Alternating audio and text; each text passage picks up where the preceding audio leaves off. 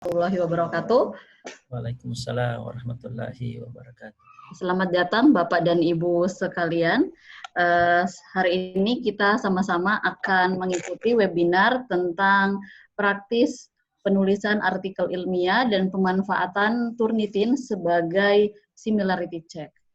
Nah, senang sekali siang hari ini telah hadir bersama kita yang terhormat Bapak Nasrul SKM MKes sebagai Direktur Poltekkes Kemenkes Palu yang nanti juga akan membuka acara ini secara resmi. Dan pemateri kita juga pada hari ini telah hadir bersama-sama kita. Yang pertama Bapak Fahmi Hafid, MKes, dan yang kedua adalah Ibu Sastriyati sebagai Territory Sales Manager of Turnitin Indonesia, yang nanti juga akan memberikan materi pada hari ini. Nah, tanpa berlama-lama lagi, kita langsung saja masuk ke acaranya. Mari kita sama-sama menyimak, mendengarkan sambutan resmi dari Bapak Direktur Poltekkes Kemenkes Palu, Bapak Nasrul SKM MKes. Kepada Bapak Direktur, kami persilahkan. Assalamualaikum warahmatullahi wabarakatuh. Waalaikumsalam. Waalaikumsalam warahmatullahi wabarakatuh. Selamat siang, Om Swastiastu, Namo Buddhaya, salam sejahtera untuk kita sekalian. Yang kami hormati para narasumber kita pada seminar siang hari ini, Pak Fahmi dan Ibu Sastriyati. Ibu Sastriyati sudah bisa nyambung ini ya? Sudah Pak, sudah. Ya, Alhamdulillah. Terima kasih Ibu, selamat bergabung. Pertama-tama, marilah kita memanjatkan puji dan syukur kehadirat Allah SWT, Tuhan yang Maha Kuasa. Karena pada siang hari ini kita dapat melaksanakan kegiatan yang diinisiasi oleh teman-teman untuk meningkatkan kualitas publikasi dan penulisan ilmiah kita sebagai seorang dosen.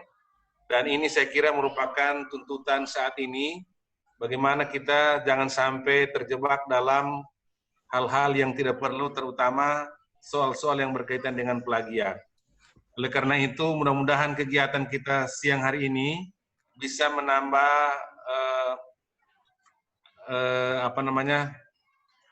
kemampuan kita, mengasah kemampuan kita untuk melakukan pengecekan. Apakah yang kita lakukan penulisan itu sesuai dengan kaidah yang seharusnya, atau kita melakukan hal-hal yang mungkin masih belum tepat.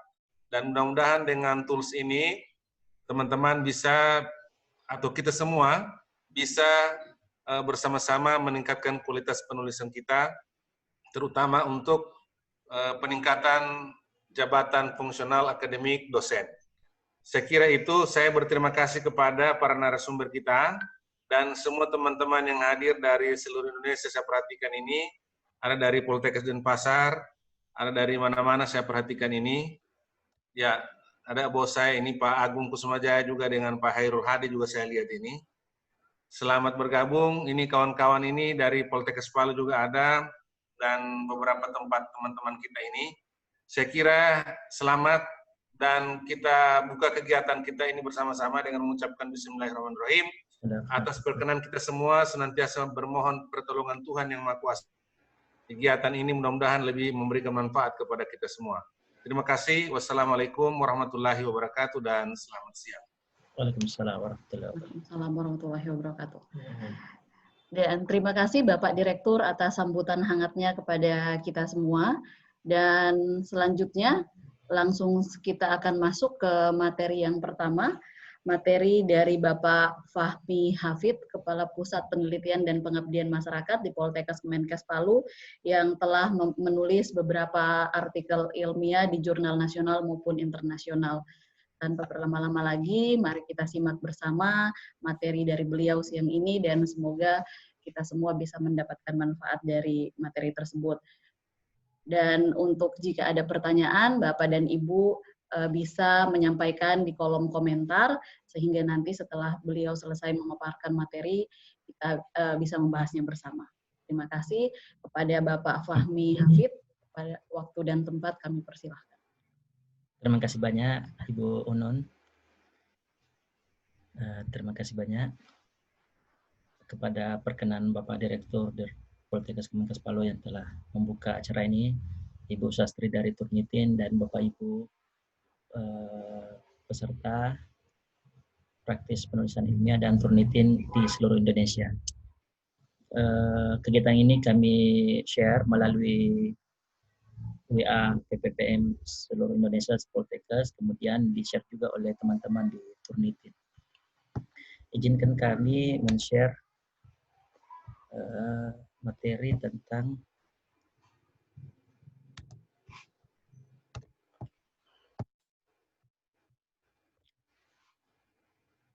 apakah terlihat dengan jelas PPT kami, Bapak Ibu? Ya, jelas. Oke.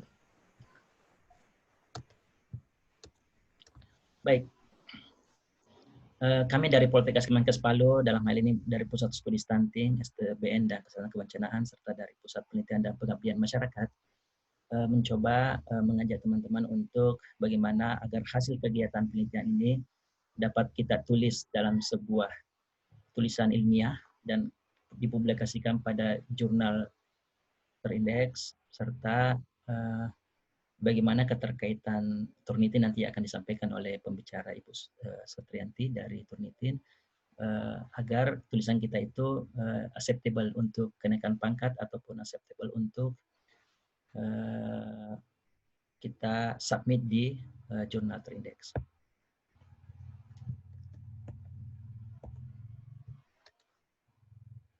Baik,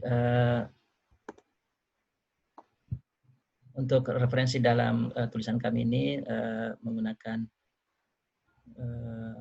referensi dari Publius Paris, kemudian paraphrase Quillbot, kemudian ada beberapa menu dari administrasi sistem penilaian angka kredit, kemudian pengutipan Google Scholar, Fahmi Hafid, kemudian beberapa tulisan dari Komang Gede Wirjawan dan dari Mendeles, serta dari publikasi Jurnal Global Pharma Technology.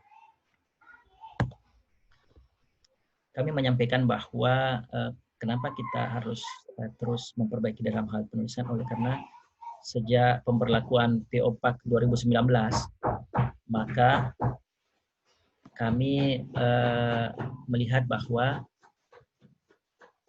kegiatan pemberlakuan PO-PAK 2019 ini akan dimulai dari 1 Juli tahun 2020. Untuk lektor menuju lektor kepala, hal yang wajib yang dilakukan adalah tulisan tentang jurnal internasional dari lektor kepala itu.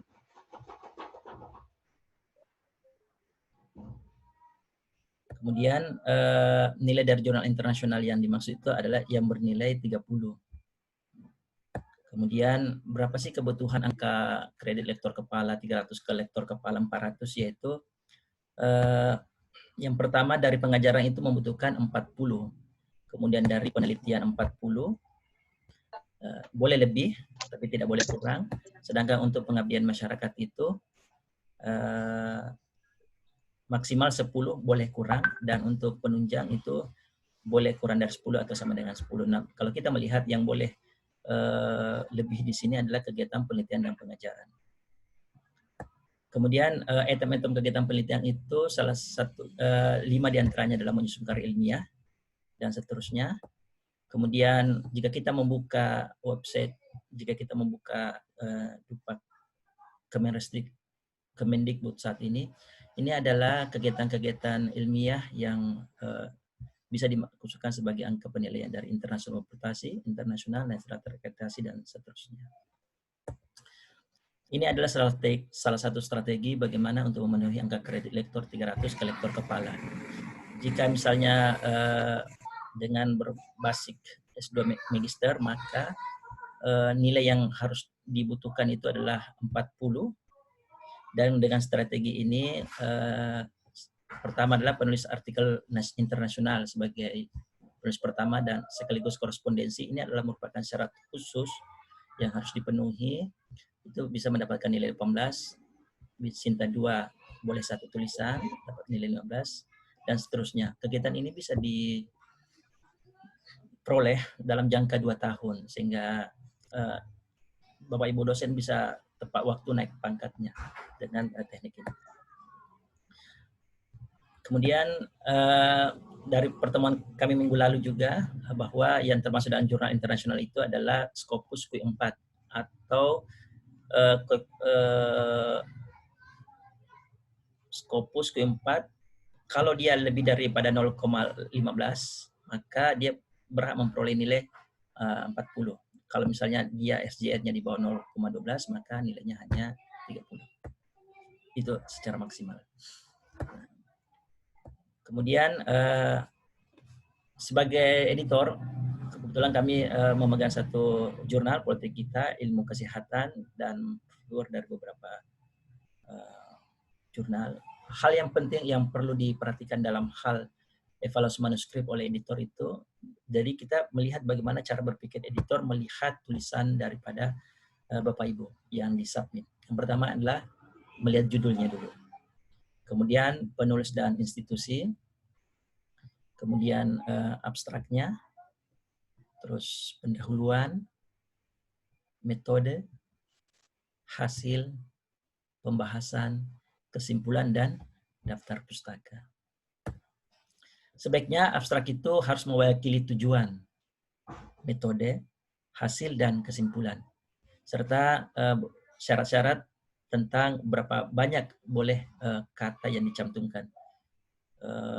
Kalau di politik kita jurnal ilmu kesehatan itu kami menganut tidak boleh lebih dari 250 ya. 150 sampai 250. Kemudian kita juga harus mengecek antara relevansi kata kunci dan abstrak. Apa sih manfaat dari kata kunci ini? Kata kunci ini adalah ketika artikel kita dicantumkan di dalam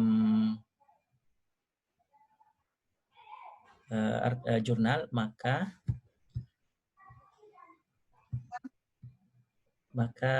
kita harus memilih kata-kata yang selayaknya mudah diterima, mudah ditemukan oleh pencari. Nah, nanti akan kami jelaskan satu contoh bagaimana kami membuat suatu kata kunci untuk suatu tulisannya. Kemudian untuk pendahuluan itu sebaiknya ditulis secara singkat saja.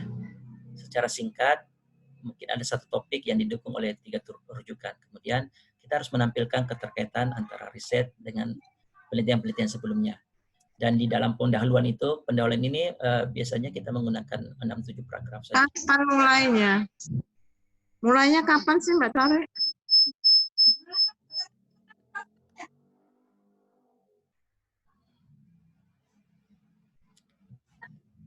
Kemudian untuk keterkaitan dengan riset dan studi penelitian sebelumnya, kita juga harus tampilkan di pendahuluan. Dan hal yang terpenting di paragraf akhir pendahuluan itu harus mencantumkan tentang tujuan penelitian. Kemudian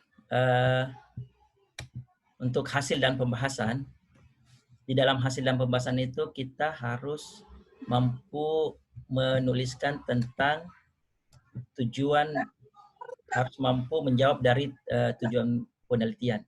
Kemudian tabel dan gambar harus jelas. Kemudian pembahasan sebaiknya mengandung interpretasi data terutama yang terkait dengan tujuan penelitian, perbandingan dengan studi lain, dan luaran dari hasil penelitian yang kita lakukan.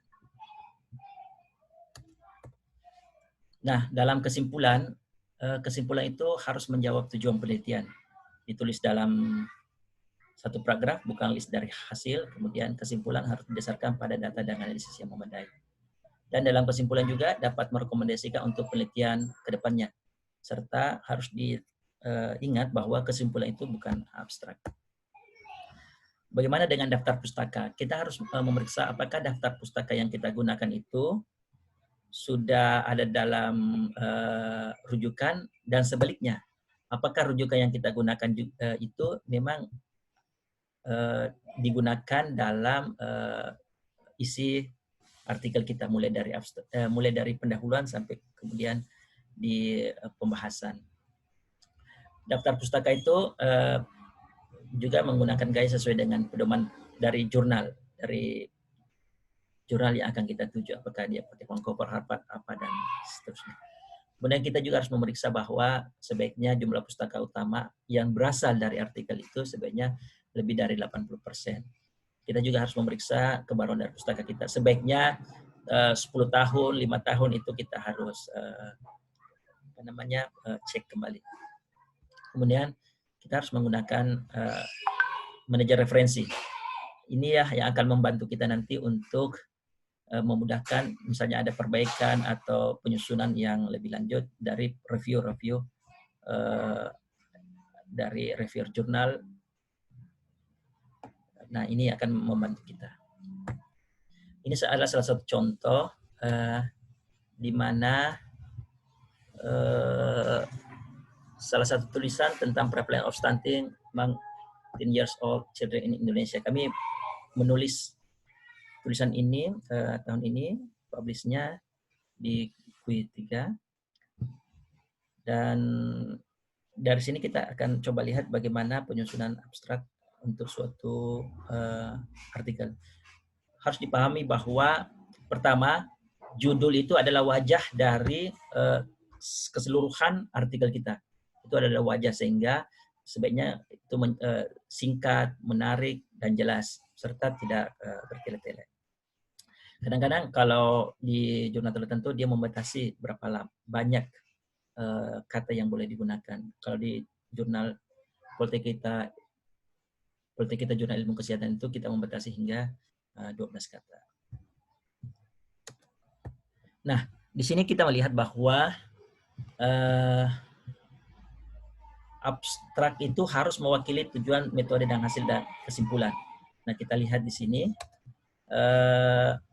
Abstrak ini, tujuan penelitian ini adalah untuk mengidentifikasi tentang prevalensi stunting pada anak umur 10 tahun pada anak umur 10 tahun. Kemudian metode yang digunakan adalah cross-sectional. Kemudian hasilnya ditunjukkan bahwa prevalensi stunting itu 24,7. Kemudian kesimpulannya, ya, dari kesimpulan bahwa prevalensi stunting di Sulawesi Tengah pada umur 10 tahun itu tinggi. Nah, ini dia hanya sampaikan saja bahwa tinggi, ages prevalence of stunting. Nah, kita akan mengecek prevalensi kata kunci dalam abstrak. Nah, dalam abstrak ini kata kunci yang kita gunakan itu adalah children. Ini kata-kata yang sangat umum. Kemudian spesifik untuk Central of Sulawesi.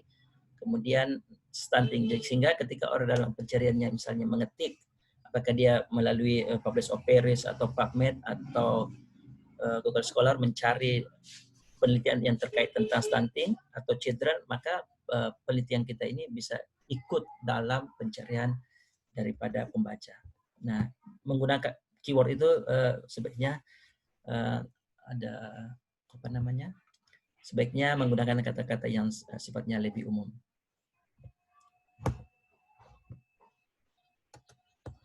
Kemudian untuk pendahuluan pada tulisan ini, sebaiknya pendahuluan itu ditulis secara singkat saja. Misalnya satu topik didukung oleh 3 rujukan. Dan di sini kita melihat bahwa ada 3 rujukan yang kami gunakan, 1,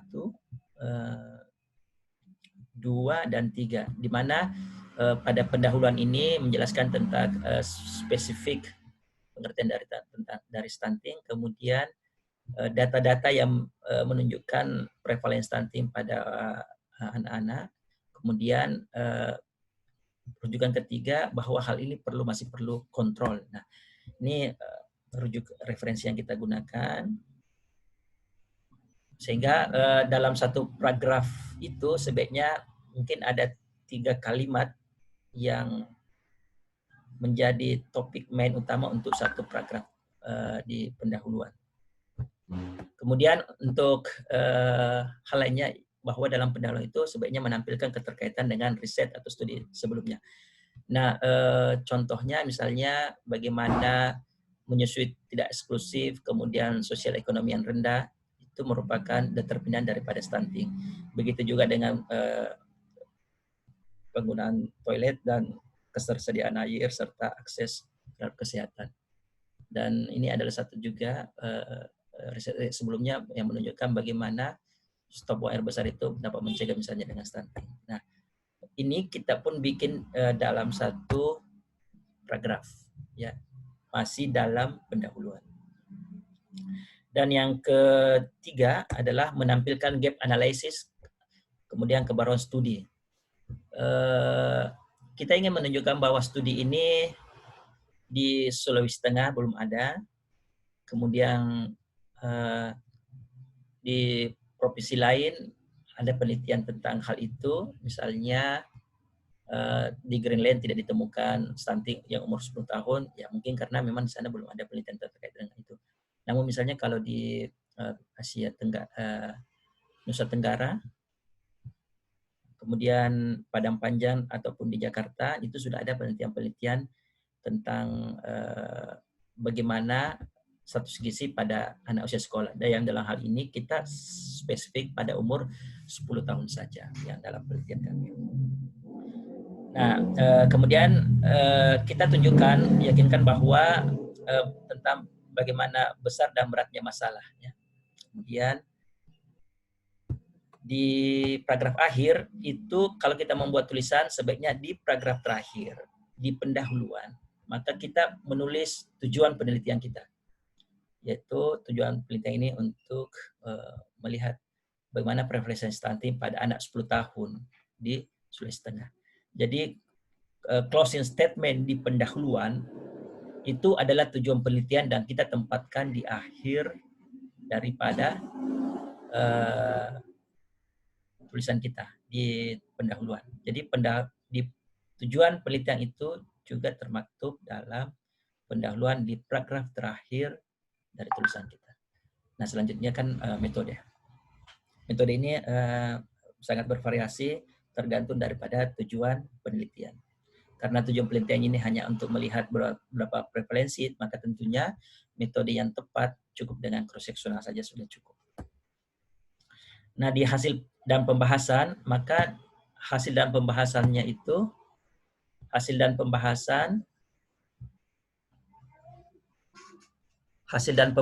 ini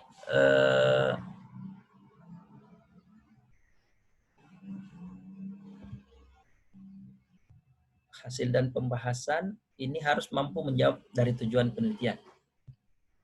Nah, tabel dan gambar ini harus jelas dan memiliki resolusi tinggi. Beberapa jurnal hanya mengizinkan tabel, kadang-kadang ada yang seperti itu. Namun ada juga yang bisa dengan gambar. Nah, kalau gambar dia harus dengan resolusi yang tinggi sehingga ketika ingin dibaca oleh pembaca itu bisa terlihat dengan baik.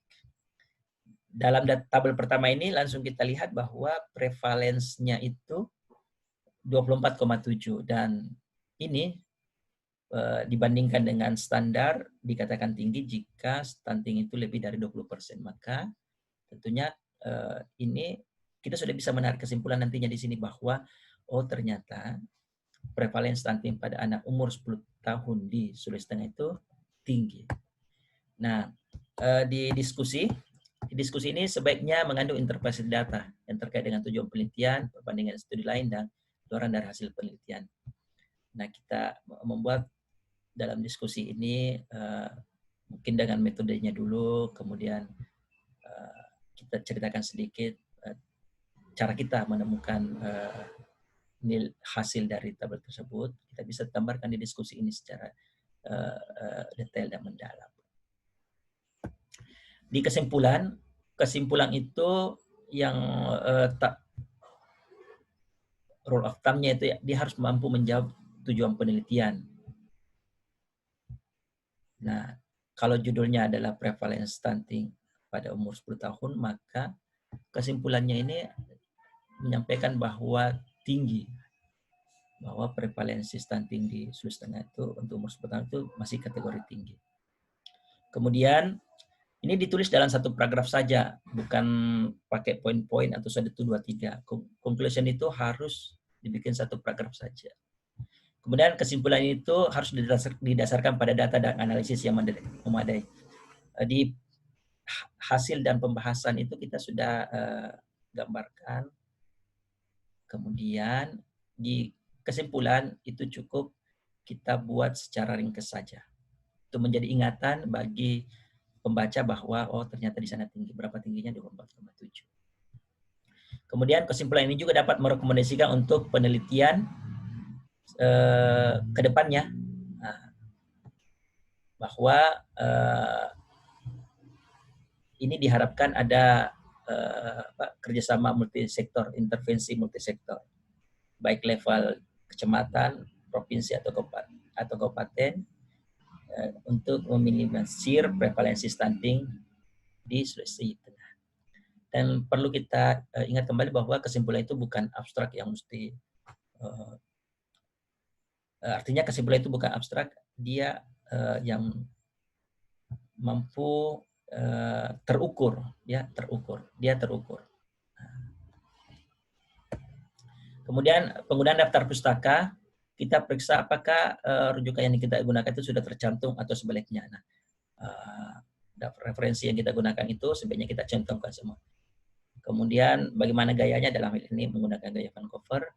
Kemudian sebaiknya pustaka utama itu harus lebih dari 80%. Kemudian kebaruannya ya 10 tahun terakhir, 2000 sampai 2019. Kemudian kita menggunakan dalam melakukan ini, kita sebaiknya menggunakan manajemen referensi. Misalnya Mendeley. Kami dalam hal menggunakan Mendeley itu cukup memudahkan kita jika ada perbaikan, ada review dari reviewer, itu memudahkan kita untuk membolak-baliknya, menyusun kembali, dan itu bekerja secara otomatis. Nah, menulis itu bagi kami adalah suatu tugas untuk memenuhi kebutuhan sebagai dosen. Dosen itu mengajar, kemudian meneliti dan mengabdi. Nah, kegiatan menulis ini baru kami mulai sebenarnya mulai tahun-tahun 2016. Nah, hasilnya ternyata dengan semakin sering kita menulis, kita akan lebih mudah, lebih terbiasa untuk membuat publikasi-publikasi yang lebih baru. Nah, di tahun 2000 saja ini, alhamdulillah kami menulis Scopus Qui 42 dan Scopus Qui 31 serta di Sinta 4 itu 2. Jadi kalau kita lihat ada 6, berarti ini rata-rata per bulan kita bisa menghasilkan satu publikasi. Nah, seperti pertemuan sebelumnya di minggu lalu, ini adalah beberapa software yang dapat mendukung kita untuk melakukan penulisan artikel ilmiah, baik Publish Operis, kemudian FastViewer, Mendeley, kemudian Word untuk kita pakai mengetik, kemudian Grammarly untuk mengecek kesalahan. Jika itu misalnya dalam Grammarly ini digunakan pada tulisan-tulisan yang berbahasa Inggris. Kemudian untuk Quillbot demikian juga. Yang misalnya Grammarly dan Quillbot ini untuk tulisan-tulisan yang kita rencanakan untuk publikasi internasional. Publish Operis ini seperti biasa saya sampaikan bahwa itu adalah program lunak yang mengambil dan menganalisis kutipan akademik. Ya. Baik menggunakan Crossref, Google Scholar Profile. Nah, biasanya kita dalam menyusun biodata atau laporan kegiatan publikasi dosen di Poltekkes, kita bisa menggunakan Publish Operis dengan Google Scholar Profile untuk mengecek tulisan-tulisan dari dosen-dosen di Poltekkes Kemenkes Palu misalnya. Seperti itu. Jadi kita menggunakan Google Scholar Profile, kemudian kita ketik namanya, kita lihat ID Google Scholar-nya, kemudian kita cari. Nah, semua tulisan-tulisan yang terkait dengan seseorang itu bisa dicari di sini. Kemudian untuk Scopus yang menggunakan ya setelah memperoleh IP key ini boleh menggunakan Scopus. Kemudian website ini berlangganan secara institusi. Ini adalah Prof. Anna Walharsing yang mendevelop tentang publish affairs. Bapak Ibu boleh masuk untuk mendownload software publish affairs di Harsing.com Resource ini. Bisa di-download ya, di-download untuk Windows. Kemudian di dalam website ini juga ada beberapa tips-tips, misalnya bagaimana kedudukan judul dalam tulisan kita. Nah, kemudian bagaimana menulis abstrak. Menulis abstrak itu tidak boleh kesusu atau hanya dilakukan di detik-detik terakhir menjelang submit. Jadi abstrak itu adalah intisari dari keseluruhan artikel kita. Jadi membuat abstrak ini saya anjurkan kalau membuat abstrak itu sebaiknya dibuat pagi-pagi hari setelah sholat subuh misalnya, sebelum ada kegiatan lainnya, supaya betul-betul abstrak kita itu bagus ya. Nah, ini juga di dalam website ini juga ada pertanyaan, berapa banyak sih referensi yang cukup? How many references is enough? Nah, di sini kalau systematic review mungkin semakin banyak semakin bagus, tapi untuk yang bukan systematic review itu juga tentu rule of thumb-nya adalah seperti tadi yang kami sampaikan, dalam satu ide main topik itu sebaiknya didukung oleh 3 rujukan. Cukup 3 saja. Statement 1, 2, dan 3. Itu 3 artikel pendukung dari paragraf yang akan kita susun. Itu cukup 3. Tapi jangan juga terlalu sedikit, karena nanti kalau terlalu sedikit kita dianggap kurang membaca. Ya, rule of thumb-nya adalah 3. Nah, ini adalah tampilan bagaimana penggunaan publish affairs. Nah, seperti misalnya kami ketik stunting di sini, ya, kemudian kita share, maka ini akan muncul semua tulisan-tulisan yang terkait stunting. Ini yang dengan source dari Scopus. Di sini di new nanti akan bisa muncul apakah Google Scholar, ataukah Microsoft, ataukah Scopus. Biasanya sih kalau saya akan menulis untuk indeksasi Scopus, maka saya akan mencari referensi yang berasal dari Scopus. Nah, lumayan kan kalau kita menulis stunting terus mendapatkan 200 paper yang dimana tulisan-tulisan tersebut memang telah disitasi dengan luas oleh masyarakat internasional. Nah, sebagai contoh, Berkman ini telah disitasi 490 kali, dan artinya itu 27 kali dalam setahun disitasi oleh orang-orang yang akan menulis tentang stunting. Nah, ini kita bisa save ya, save result, kita bisa simpan. Kita bisa simpan, kemudian ya biasa nanti muncul sini PubChat, kita tulis saja stunting by Scopus saja. Itu referensi kita. Itu disimpan dalam bentuk RIS, sebaiknya disimpan dalam bentuk RIS. Disimpan dalam bentuk RIS. Kalau ini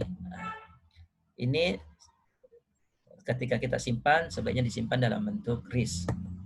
Nah, kalau misalnya kita ingin membaca lebih lanjut tentang dengan publish affairs ini, kalau kita membaca lebih lanjut artikel ini, kita tinggal klik 2 kali saja bagian title ini. Pada bagian title kita langsung klik 2 kali.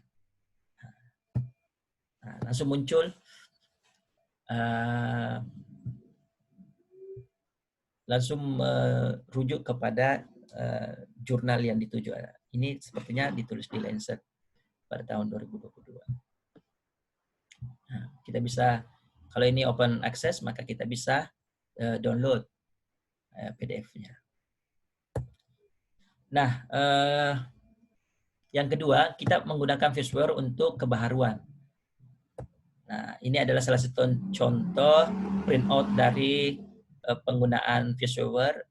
Misalnya, ini kami ketik untuk isu stunting, dan isu stunting itu, variabel-variabel yang terkait dengan stunting itu adalah tentang air, tentang sanitasi, kemudian tentang pendidikan ibu, kemudian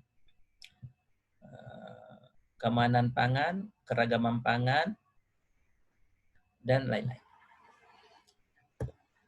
Kalau misalnya hasil dari fuse viewer ini warna kuning ini atau lebih cerah, semakin cerah itu menunjukkan semakin baru isu-isu ini muncul.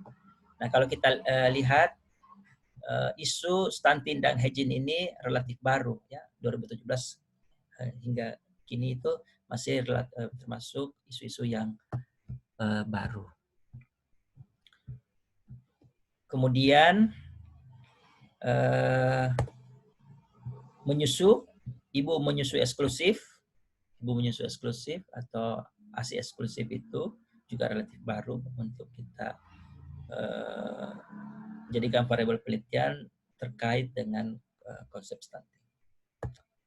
Nah, ini adalah gambaran bagaimana riset stunting yang ada di Indonesia melibatkan yang cukup lama itu tentang pendidikan ibu. Dia katakan pendidikan ibu itu sudah cukup lama di 2015 tentang bayi, kemudian orang tua tinggi, kemudian remaja, misi anak, sekolah, kemudian anak sekolah. Nah, yang relatif baru itu adalah tentang air dan sanitasi, keragaman pangan, keamanan pangan, dan ASI eksklusif. Model penelitian yang relatif baru untuk stunting itu adalah systematic review. Kalau tentang cost control dengan cross sectional itu sudah cukup lama. Nah, karena penelitian-penelitian tentang stunting itu sudah cukup banyak, maka sudah dapat dilakukan suatu penelitian systematic review, karena systematic review ini adalah untuk mereview penelitian-penelitian yang sudah lalu. Kemudian dari kegiatan flash forward ini kita bisa memapping hasil riset kita. Kemudian setelah kita memiliki variabel-variabel teliti ini, maka kita bisa menggunakan variabel-variabel anemia, ASI eksklusif, berat badan lahir rendah, umur anak, air, hygiene dan sanitasi, keragaman pangan dan keamanan pangan itu menjadi suatu variabel untuk penelitian yang terkait dengan stunting. Nah, ini masih berpeluang besar untuk dipublikasi secara internasional, apalagi misalnya menggunakan metode systematic review atau meta-analisis. Nah, bagi Bapak Ibu yang akan menggunakan Mendeley, sebaiknya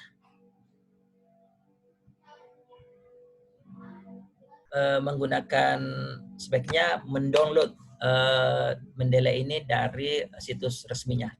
Nah, ini tampilannya. Anda bisa, Bapak Ibu bisa mendownload Mendeley ini dari website Mendeley. Nah, ini adalah tampilan daripada kita menggunakan Mendeley. Misalnya, kami ingin mencoba melihat bagaimana sih hubungan antara stunting dengan sosial. Dengan cara tadi di Publish of Paris, kita cari dulu semua hal-hal yang terkait stunting, kemudian dalam bentuk list itu kita add, kemudian setelah kita add akan muncul artikel-artikel yang terkait tentang stunting dan sosial. Misalnya ini ada salah satu tulisan tentang bagaimana komunikasi kampanye di Indonesia yang terkait untuk peningkatan penggunaan air, sanitasi dan hygiene untuk pengetahuan dan perilaku ibu-ibu, perilaku masyarakat di Indonesia. Ini termasuk baru,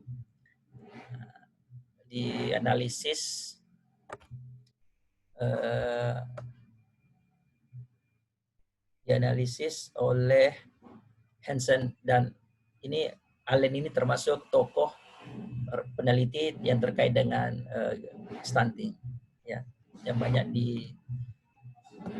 dirujuk oleh peneliti-peneliti lainnya. Kemudian kita juga bisa menggunakan Grammarly, kemudian Quillbot.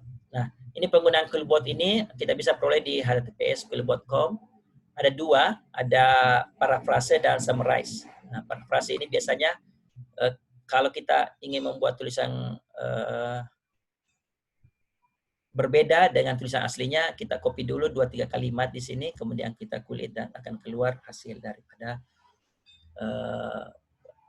bahasa yang disarankan atau kalimat yang disarankan. Kemudian untuk summarize, di Quillbot ini bisa kita membuat summarize. Untuk summarize. Sebagai contoh, ini kami membuat bagaimana membuat keyword, kata kunci dengan menggunakan summarize. Jadi summarize ini sebenarnya perangkum, ya, pembuat kesimpulan. Nah, kita bisa gunakan ini. Misalnya, ini ada salah satu tulisan dari teman kami tentang sanitasi, bagaimana dengan STBM, bagaimana dengan cuci tangan pakai sabun, dan seterusnya. Nah, setelah kita lakukan summarize dengan kulit ini, maka kita akan memperoleh kalimat yang lebih singkat, dan dari sini kita juga bisa membuat keywordnya, hal-hal yang terkait dengan tulisan ini. Kita lihat cuci tangan pakai sabun, STBM, dan buang air besar. Seperti itu. Nah, ini untuk cek similarity. Nanti Ibu Sastri akan menjelaskan lebih lengkap tentang hal ini. Kami tunjukkan bahwa bagaimana manfaat cek similarity ini dalam hal penilaian angka kredit dosen pada Kemendikbud. Nah, dalam pedoman POPAK 2019 ini dituliskan bahwa karya ilmiah yang sudah ilmiah yang dibuat itu yang digunakan untuk persyaratan khusus itu untuk jurnal internasional wajib dilakukan uji kemiripan. Misalnya menggunakan Authenticated atau Turnitin atau yang lainnya. Jadi boleh menggunakan Turnitin atau yang lainnya. Nah, dan hasilnya itu disampaikan, dicantolkan nanti pada saat penyusunan pak online-nya itu. Peraturannya adalah tidak boleh lebih dari 25%. Angka kemiripannya itu tidak boleh lebih 25%, dan satu dokumen itu tidak boleh lebih dari 3%. Nah, sebagai contoh, ini kami sebelum mengajukan ke jurnal internasional, kami mengecek dulu tulisan kami menggunakan Turnitin. Dan alhamdulillah nilainya 15% saja, di bawah 25%. Kemudian seperti aturan tadi, tidak boleh dari satu tulisan itu lebih dari 3%. Nah, ini tidak boleh lebih 3%, ini tidak boleh lebih 3%, tidak boleh lebih dari 3%. Ini hanya 2% saja. Kalau aturannya tadi, ini tidak boleh lebih 3% untuk satu dokumen atau primary source. Nah, ini yang dimaksud. Tidak boleh, pada bagian ini tidak boleh lebih dari 3%, dan pada bagian global ini tidak boleh lebih daripada 25%. Nah, ini adalah salah satu contoh kalau kita membuka sistem Dupak online Kemendikbud yang terkait dengan similarity itu di sini. URL dokumen cek similarity atau originality. Nah, dokumen kita ini kita output dari cek similarity ini adalah PDF, dan PDF yang kita simpan di repositori kampus atau minimal dalam Google Drive kita masing-masing, atau mungkin dalam Google Drive pusat penelitian dan pengabdian masyarakat atau pusat publikasi mungkin di tempat Bapak Ibu, itu kemudian dimasukkan di Google Drive, kemudian linknya itu di copy paste di URL dokumen cek similarity ini. Nah, kita masukkan di sini. Dan ini wajib dicantumkan untuk penilaian angka kredit, terutama kenaikan pangkat. Sekira demikian dari saya. Kalau ada pertanyaan kita bisa lanjut untuk diskusi. Demikian, Assalamualaikum warahmatullahi wabarakatuh. Waalaikumsalam. Ya, baik, terima kasih Pak Fahmi atas materinya yang sangat menarik. Kita sudah ada 3 pertanyaan dari 2 penanya. Saya share dulu linknya, Pak.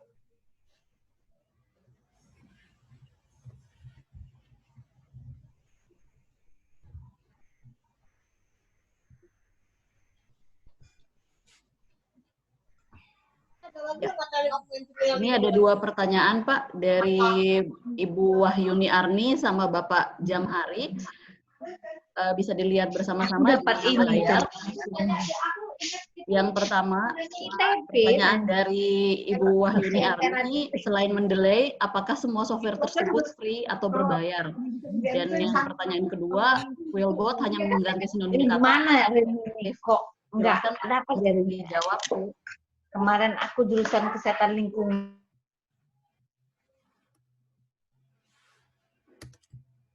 Baik,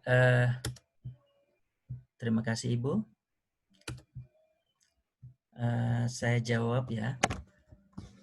Selain mendelay, apakah semua software tersebut free atau berbayar? Semua free.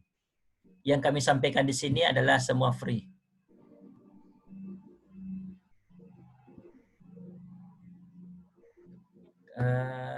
Tadi software Publish Software itu free, kemudian Force Viewer juga free, kemudian Quillbot juga free, Grammarly itu free, semuanya free. Kemudian Quillbot itu hanya mengganti sinonim kata. Apakah itu efektif? Iya, efektif. Kami sudah mencoba menggunakan itu. Kalau kita mengambil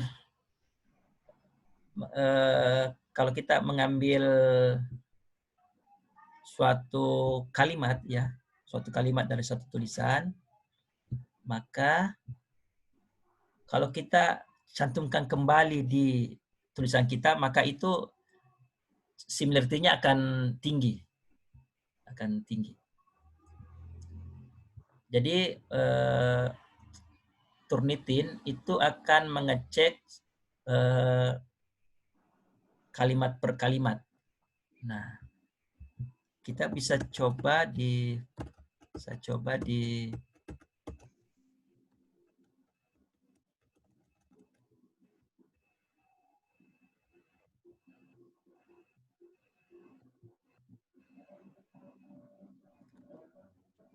maaf. Ini saya coba buka, belum bisa terbuka. Mungkin karena internet Pak ya. Oh, maaf.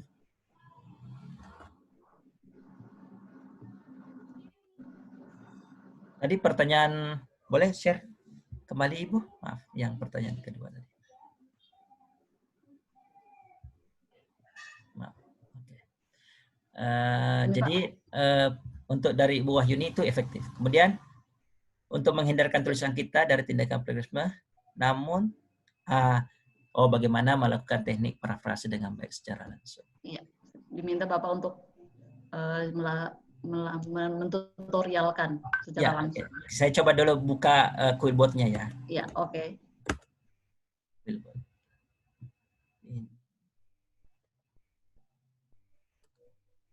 Saya share dulu.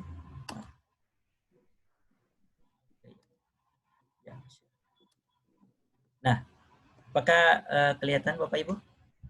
Saya ketik dulu Quillbot.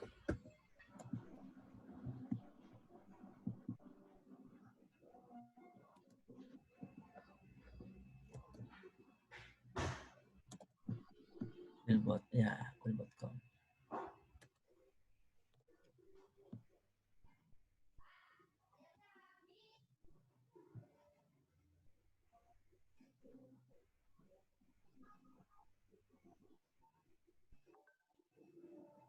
Ya, biasanya akan muncul seperti ini pada awal kita membuka quillbot-nya.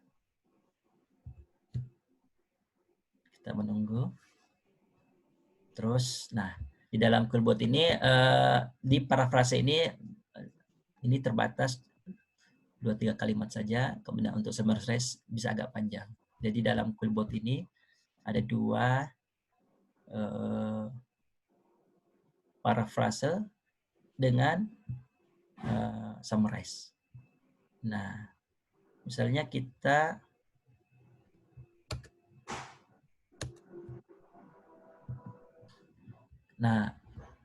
ingin mendownload tentang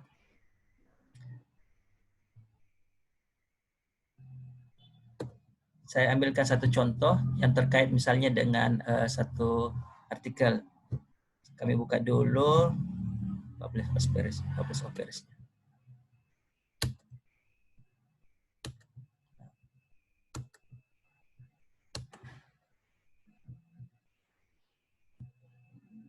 Atau saya bukakan saja dulu satu pintu.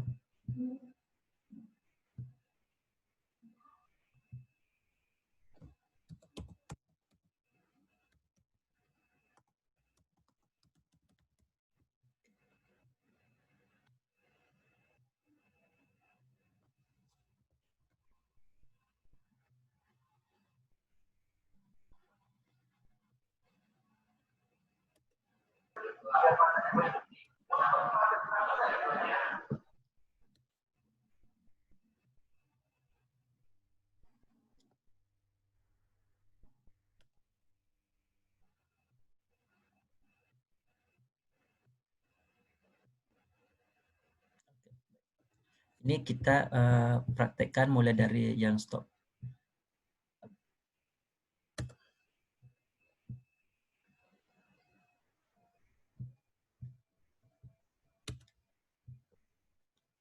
Ini kami praktekkan dari publish of pairs-nya dulu, ya. Baik. Nah, apakah terlihat publish of pairs di Bapak Ibu?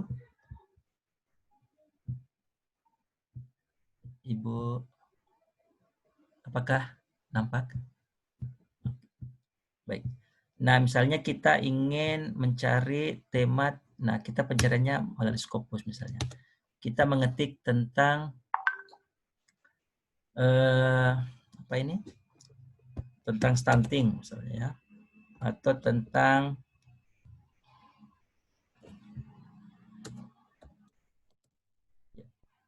misalnya keywordnya tentang stunting, yang title word-nya terkait dengan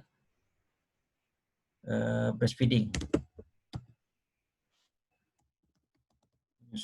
Nah, kita bisa cari dengan pencarian ini misalnya mulai dari tahun 2015 hingga sekarang. Bisa cari. Nah, ini ya, baik.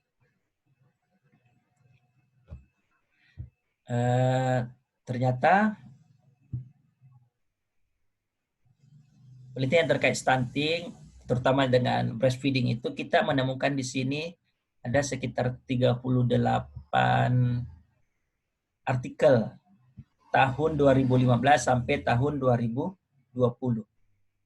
Nah, yang paling tinggi citasinya ini adalah yang dari Kuchenbecker. Nah, kalau misalnya kita ingin mau melihat ini, kita melihat, maka kita langsung buka, klik 2 kali. Klik 2 kali.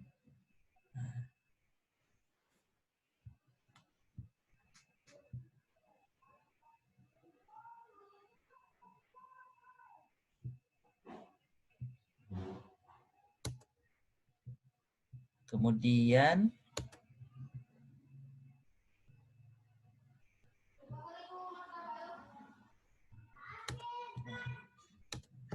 langsung muncul ini tentang tulisan dari Kuchenbecker ini, eksklusif breastfeeding dan efeknya terhadap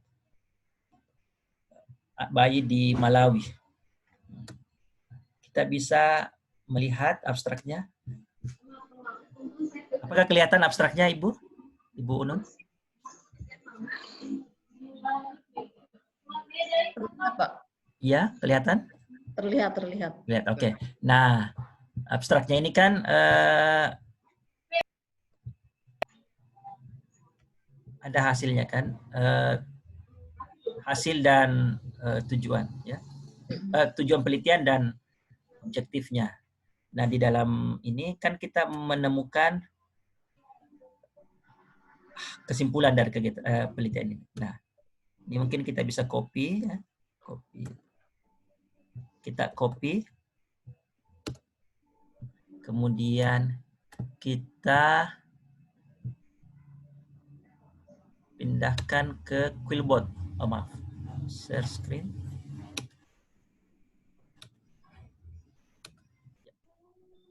Kemudian kita pindahkan ke Quillbot. Nah, Quillbot. Ini kan Quillbot-nya. Apakah Quillbot-nya kelihatan, Bapak Ibu? Ibu Unun? Ya, kelihatan. Nah, eksklusif breastfeeding, bla bla bla, kita kulit. Nah. Ya. Ini adalah salah satu contoh penggunaan Quillbot untuk parafrase. Jadi dia dengan kata-kata yang lain, the Hagerman length 8 set score and weight 8 set score correlated. Nah, kita bisa lihat kan ini berbeda dengan kata-kata pertama dengan kata-kata berikutnya. Dan kalau ini kita membuat tulisan, maka kita akan copy ini, kita kirim ke Word.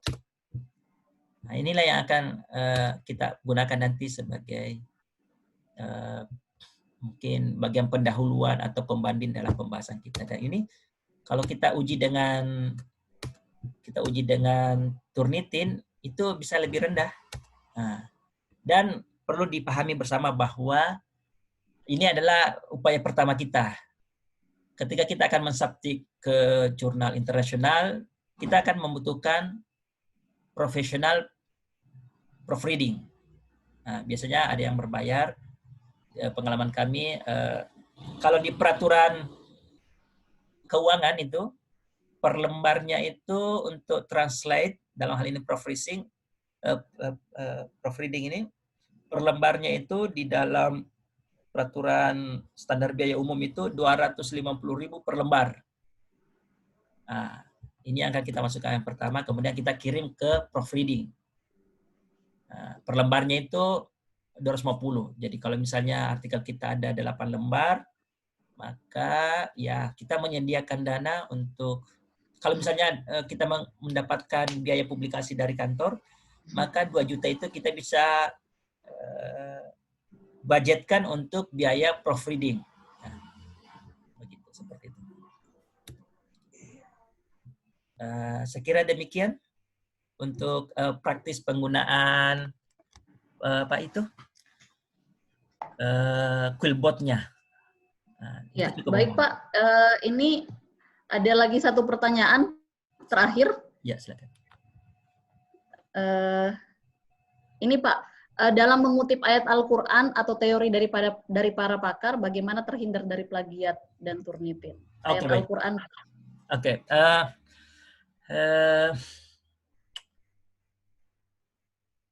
Kalau Turnitin itu kan tidak bisa dia mengecek dalam bahasa Arab mungkin. Dia tidak bisa. Dia hanya bisa bahasa Latin. Bahasa apa itu? ABCD. Kalau alif bata mungkin tidak. Jadi no problem. Nggak bisa ya? Mohon maaf Pak, bisa. Hah? Oh, mohon maaf, bisa. Bu Sastri bisa ya? Bisa. Oh, berarti ini ilmu baru dari Bu Sastri. Saya baru dapat ilmunya. Tapi kalau hal itu nanti lebih lanjut bisa di selanjutnya ya. Mungkin bisa nanti disampaikan tata caranya Ibu Sastri. Karena mungkin yang teman-teman dari agama Islam atau yang mempelajari detail tentang hal itu, tulisan Arabik, mungkin bisa diberikan penjelasan. Kalau saya nanti di materi selanjutnya ya, betul. Kita memberikan materi. Oke. Oke. Terima kasih Pak Fahmi atas penjelasannya dan sudah memperlihatkan tutorial tadi secara singkat dan semoga dapat dipahami dan sudah jelas urutan-urutannya. Oke, terima kasih Pak Fahmi atas penjelasannya. Dan selanjutnya kita langsung ke Ibu Sastriati dari Turnitin Indonesia untuk memberikan materi yang membuat orang banyak penasaran ini tentang Turnitin dan plagiarisme. Ya, baik, kepada Ibu Sastriati, waktu dan tempat saya persilahkan. Ya, terima kasih Bu Unun. Assalamualaikum warahmatullahi wabarakatuh, para peserta semuanya. Yang saya hormati Pak Nasrul selaku Direktur Poltekkes Palu, kemudian Pak Fahmi di sini sebagai narasumber kita. Kemudian saya ucapkan terima kasih atas kesempatan saya, tim kami. Saya bersama dengan Mbak Yunanda ya, ada di sini juga. Kita akan present tentang Turnitin. Jadi memang di Turnitin ini kami sebenarnya saya lebih ingin fokus ke produk barunya. Jadi adanya namanya Turnitin Similarity. Mungkin yang sebelum-sebelumnya Bapak Ibu sudah sering mendengar Turnitin, tapi Turnitin yang klasik. Jadi Turnitinnya itu yang harus ada kelas, kemudian harus buat assignment, kemudian nanti baru bisa upload. Nah, dengan Turnitin Similarity ini, produk baru ini, kita ingin memberikan kemudahan bagi dosen, kemudian peneliti untuk mengecek Turnitin, tapi dengan cara ataupun platform yang lebih user-friendly. Nah, di sini sebelum tadi dimulai, saya sempat di chat, di kolom chat, saya infokan ada link untuk upload Turnitin. Jika Bapak Ibu berkenan, ingin dicekkan manuskripnya ataupun tes yang lain atau ada tulisan yang lain, di link itu nanti bisa diklik, kemudian nanti masukkan namanya, nama depan, nama belakang, kemudian email, nanti akan masuk ke folder yang saya hari ini create. Saya akan share screen dulu. Oh iya, mohon maaf Pak, bisa saya share screen nggak Bu Unun?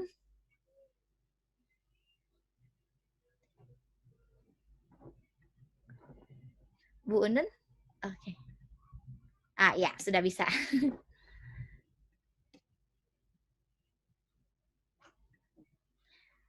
Saya sedang di halaman Turnitin Similarity. Bapak Ibu, boleh saya tahu kira-kira di sana sudah terlihat ada bagian homepage Turnitin Similarity? Sudah. Udah Ibu. Udah kelihatan. Ya, ini ada produk baru kami, Turnitin Similarity. Kalau ditanya apa bedanya Turnitin Similarity dan Turnitin klasik yang lama, Turnitin Originality, sebenarnya sama untuk sama fungsinya. Kita ingin ngecek apakah ada kesamaan di similarity-nya. Hanya saja kalau di Turnitin Similarity ini lebih simple. Jadi benar-benar dia basic untuk pengecekan similarity, sedangkan yang Turnitin yang lama itu ada fitur tambahan-tambahan. Misalnya ada grammar checking, kemudian ada feedback, kalau yang feedback studio seperti itu. Nah, di sini saya tadi membagikan satu link folder, di mana foldernya saya berikan nama, judulnya Seminar Poltekkes Palu 2 Juli 2020. Nah, saya lihat ini sudah ada 5 partisipan ya yang mencoba untuk upload ke Turnitin pengecekannya. Kemudian di sini ada beberapa sudah ada hasil. Jadi ada yang macam-macam ya, ada yang 38%, ada yang 23%, 33%, 50%. Nah, kalau misalnya posisi sudah upload seperti ini, kita ingin melihat hasilnya, saya akan mengambil contoh salah satu, tapi saya minta izin dulu nih. Bu Aminah ada hadir, Bu Aminah? Ada, silakan saja. Ada. Bu Aminah boleh saya buka ya 23%-nya untuk share ya? Boleh, silakan. Oke, siap. Jadi tadi link yang sudah saya share untuk upload, author-nya, kenapa saya butuh first name dan last name? Jadi ini adalah untuk identifikasi dari author-nya, punya siapa. Kemudian ini saya klik 23%, saya buka di sini.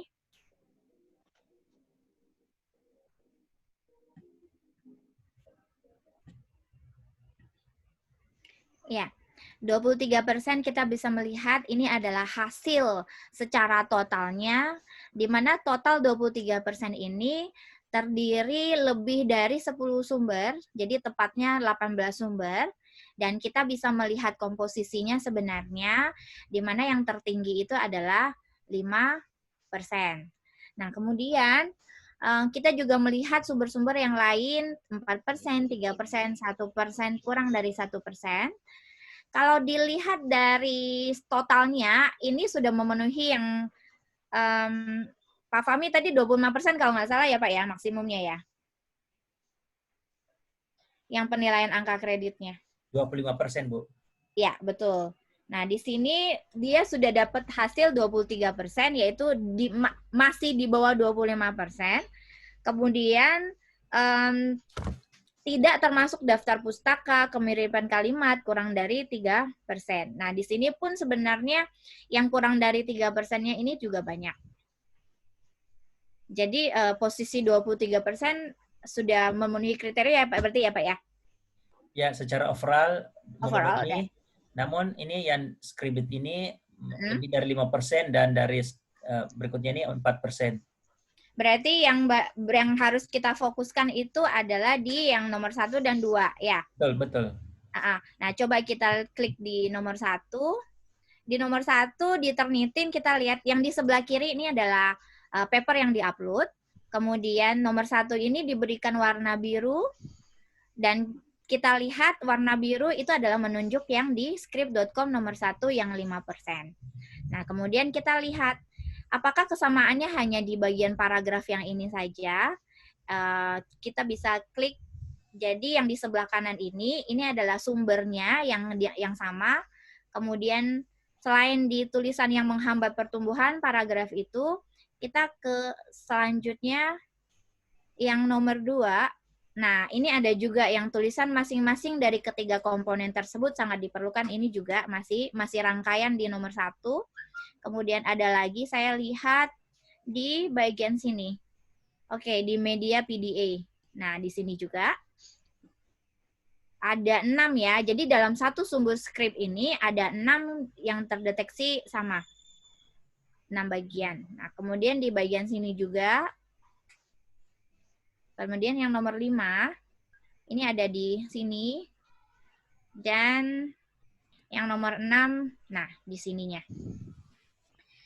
Untuk Bu Aminah, kalau misalnya ini harus revisi, karena kan tadi ada yang 5%, berarti Bu Aminah lebih fokus ke yang nomor 1 dan 2 saja. Sedangkan yang lain Bu Aminah bisa abaikan, karena untuk pengecekan Turnitin ini sendiri, hasil 0% juga belum tentu bagus. Nah, sekarang kita lihat yang nomor 2. Ada yang script.com lagi, tapi fr.script.com. Di nomor 2, ini ada di bagian sini. Kemudian di wortel, dikupas, dicuci. Ada 4 bagian di nomor 2 yang sama dengan sumber fr.script.com ini. Kemudian next-nya kita lihat, nah ini. Dan yang terakhir bagian ini, bahwa pengeringan dengan bentuk foam, busa. Nah, bagaimana cara supaya Turnitin tidak membaca ini semua, atau gimana cara supaya nanti setelah revisi hasilnya bisa berkurang? Nah, yang pertama kita bisa paraphrase ulang. Jadi kalimat yang ada di sini kita tulis lagi dengan format penulisan yang agak berbeda. Kemudian atau dengan cara yang tadi Killbot. Kalau Killbot bahasa Indonesia bisa nggak ya Pak ya? Dia lebih ke bahasa Inggris saja. Memang digunakan untuk artikel internasional. Jadi kalau nasional sih kita tidak masalah lagi. Yang masalah sekarang ini adalah artikel internasional. Oh, oke, baik. Berarti ya kalau posisi saat ini bahasa Indonesia ya berarti nanti paraphrase-nya benar-benar ya harus diparaphrase maksudnya. Ya. Kemudian kalau dari segi Turnitin ya, tadi kita di sebelah sini ada pojok kanan, ada bagian exclude. Jadi Turnitin itu tidak hanya dia membaca, oke, bagian reference saya akan baca semua. Kemudian kalau ada ada kutipan, ada citation, itu juga akan dibaca tidak. Jadi di sini kita menyediakan yang namanya exclude.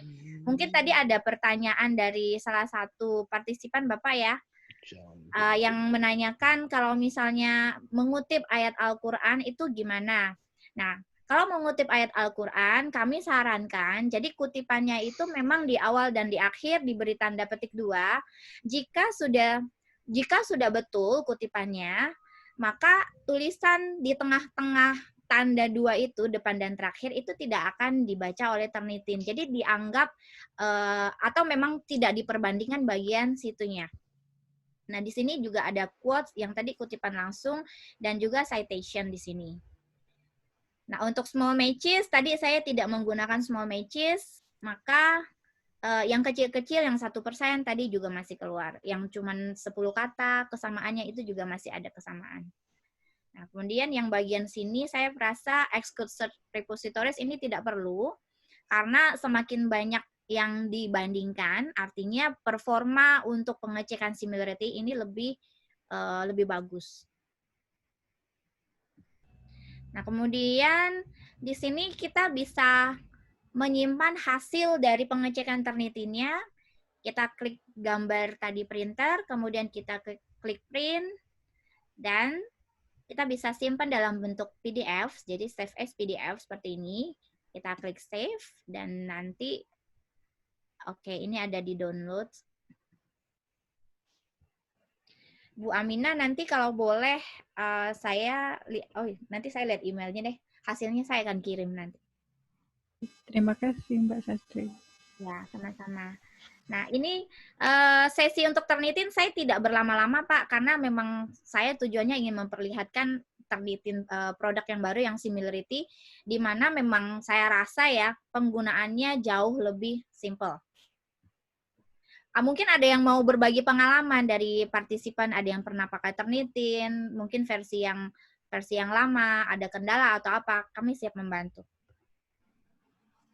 Iya Mbak, iya Bu Sastri, ada pertanyaan dari Ibu Nailul Iza.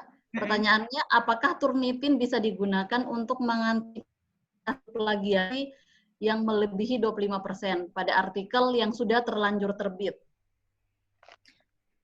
Kalau antisipasi itu sebenarnya enggak, karena gini, Turnitin mengecek perbandingannya itu adalah dengan 3 yang adalah student paper atau submitted words, itu dari paper yang memang disimpan waktu ngecek Turnitin, tersimpan di repository Turnitin.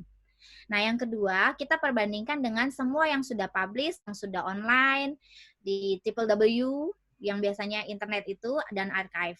Nah, yang ketiga, kita perbandingkan dengan konten publikasi dan konten cross-ref-nya. Nah, kalau misalnya kasusnya ini sudah dipublish, maka Turnitin hanya bisa membantu untuk exclude sumbernya. Jadi misalnya hasil yang tadi nih, saya share screen lagi.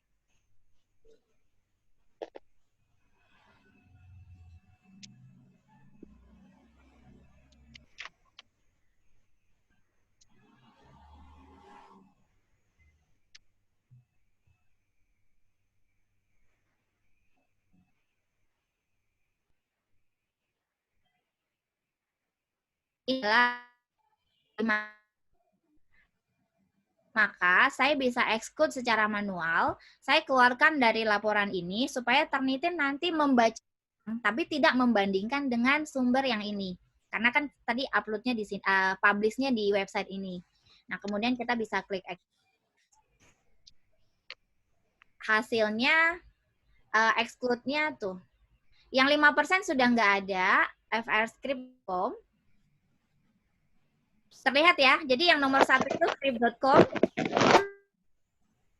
Kalau misalnya saya exclude lagi di bagian sini, nah rupanya di script.com itu tidak hanya yang tapi dia juga ada yang 4%, 3%. Sehingga ketika saya membuang ID script ini, dia tetap ada ID script yang lain. So, kalau lihat source view all source-nya. Nah, kita bisa lihat ya untuk all source. Jadi tadi sumbernya yang diambil Turnitin waktu masuk ke laporan itu memang ada 18, tapi sebenarnya kesamaannya itu bisa lebih, yaitu di sini 118 sumber yang sama. 105. Nah, Turnitin hanya mengambil yang terbesarnya atau perwakilan dari salah yang ini sama, kemudian masuk ke report menjadi 18 sumber dengan total 23%. Ketika saya exclude salah satu skripnya, skrip yang lain pasti akan keluar, masih keluar, kecuali saya exclude semua bagian skripnya.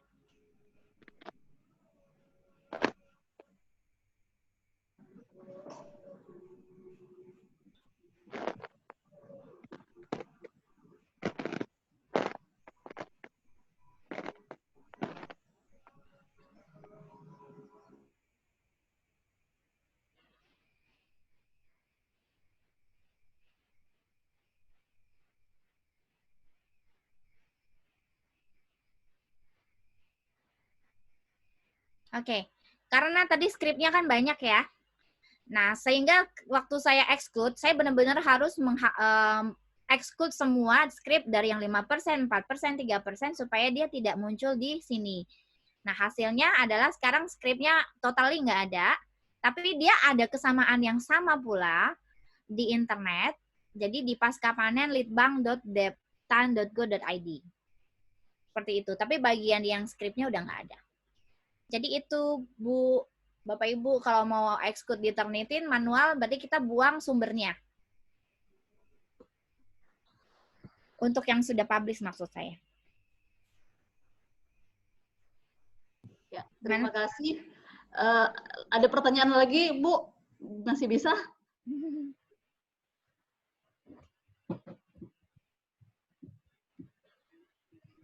Bentar. Ini gimana? Ya, ini ada pertanyaan.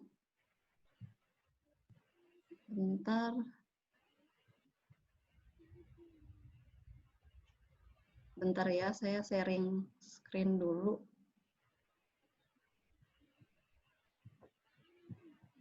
Bentar.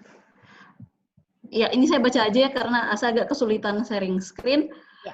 Pertanyaan kepada Bu Sastri. Oleh karena mesin, misal Turnitin, hanya memeriksa kata-kata, maka istilah ilmiah yang sudah baku itu kalau masih dinyatakan plagiat, itu gimana? Terus bagaimana cara mengubahnya? Oke.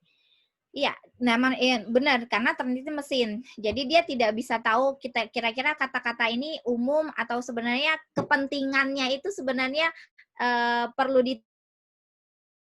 dengan pola teks yang memang ada kemiripan, dia akan langsung membaca ada kesamaan. Nah, biasanya sih kalau misalnya kesamaannya kata yang umum, kita akan ada satu filter di Turnitin di mana yang tadi mau kan kata yang misalnya, kalau saya share screen lagi.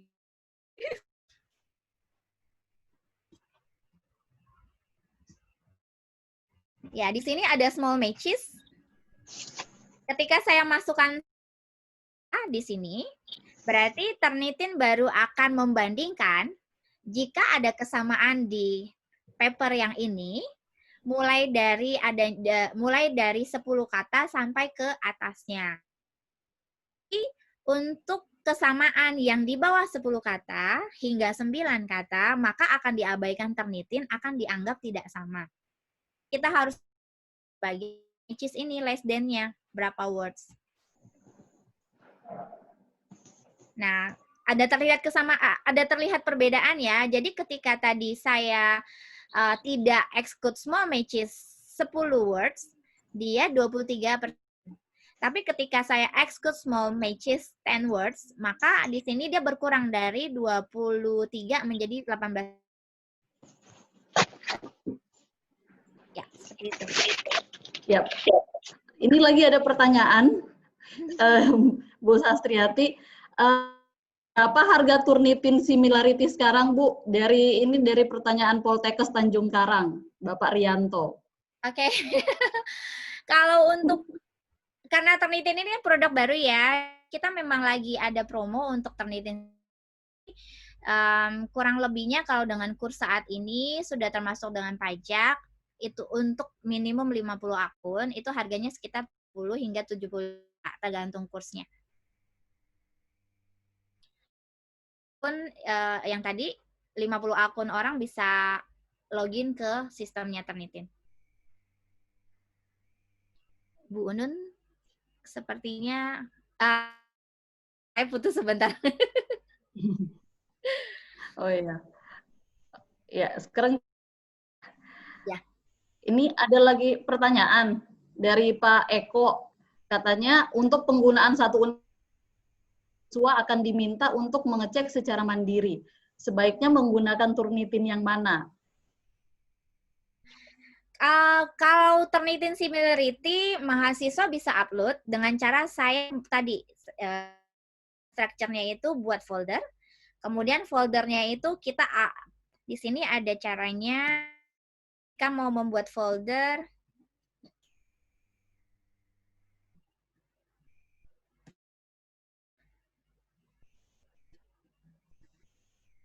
nah contoh aja satu folder yang saya buat di sini, kemudian saya edit. Di sini ada allow student submission link. Jadi saya aktifkan dulu, saya on. Kemudian kita bisa set expire date-nya kapan. Jadi supaya mahasiswa itu mengumpulkannya tidak sesuka-suka mereka ya. Jadi kita ada deadline-nya. Jadi bisa pilih misalnya saya untuk link folder ini, deadline saya di 16 Juni. Kemudian kita bisa pilih jamnya juga, misalnya jam 9 malam. Kemudian di bagian ini, kita copy, kemudian save. Nah, setelah itu link yang tadi kita bisa di-share-kan ke mahasiswa yang mau upload, ataupun mungkin teman-teman dosen lain yang mau upload. Kalau menurut saya lebih simpelnya memang Turnitin Similarity.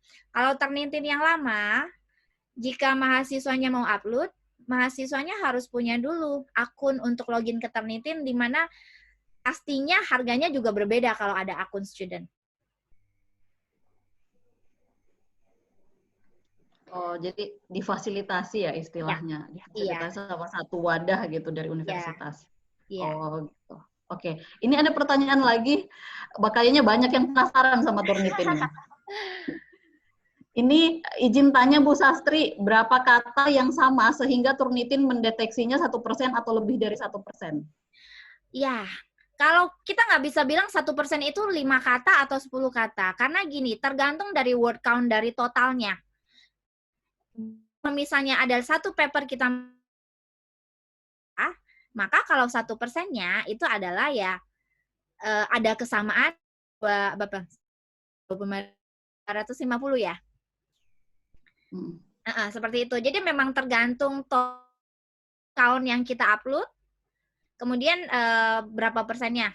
Di situ cara perhitungannya, Bapak Ibu. Jadi emang nggak ada ininya ya, karena mesin ya, jadi ya, dia menghitung sendiri. Dia sudah punya pola statistikanya sendiri. Oh iya. Komen terakhir ya, ini ada komen terakhir, saran tim Turnitin Indonesia dapat memberikan penawaran ke Poltekkes. Saya membacakan komentar. Iya, kalau boleh tahu terus nanti Bu Endang dari Poltekkes mana? Iya. Kemudian harganya Bu kalau untuk 100 akun? Ya, jadi untuk yang bertanya silahkan langsung menghubungi Ibu Sastriati ya untuk terkait price list, bisa menghubungi langsung kepada Ibu Sastriati dari Turnitin Indonesia. Ya, untuk masalah harga mungkin nanti bisa kita bahas lebih personal ya ke kampus per kampus. Iya, oke. Ini kayaknya udah nggak ada, udah pertanyaan udah habis, udah nggak ada, ya udah selesai, udah nggak ada lagi. Ada lagi yang mau disampaikan, Bu Sastri? Iya, dari saya sih ada lagi ya, cukup. Jadi terima kasih aja kepada penyelenggara panitia untuk seminar ini. Mbak Nanda, mungkin ada yang mau ditambahkan, Mbak? Mbak Nanda.